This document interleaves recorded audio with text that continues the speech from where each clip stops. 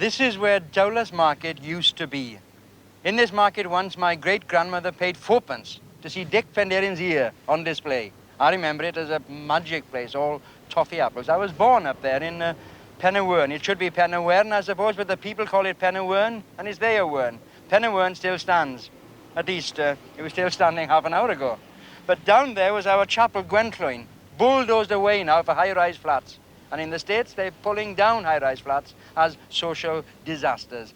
This was the heart of the old Dowlas. It could have been the heart of the new Dowlas. Over there were the great Dowlas Central Schools, once famous throughout Wales. These are the celebrated stables. Dowlas Co-op, all the life sucked out of it, down to a strictly private enterprise shopping centre in Merthyr. And there's St. John's Church, devoted to the Dowlas Iron Company. It looks like the memorial chapel of some medieval order of knights. Down the road was the great Oddfellows Hall. It's the Penny Rush Cinema on a Saturday. And the great political meetings. Is the candidate in favour of central heating for Pant Cemetery? Well, you've done damn all for the living, thought you might want to do something for the dead. Well, the hall's dead now, as everything else is around here, dead or dying. Dowlas looks as if an enemy army had smashed through it.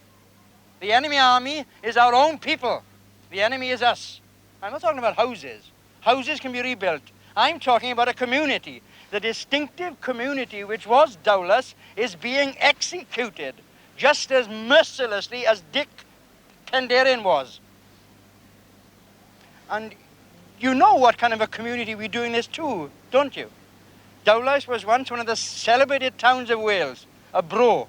The people of Dowlas took a company town and made it into a human community. They were buffeted by blasts colder than the Brecon Beacons ever knew. But they came through, and they built a little city of the spirit here on this dirty old hill.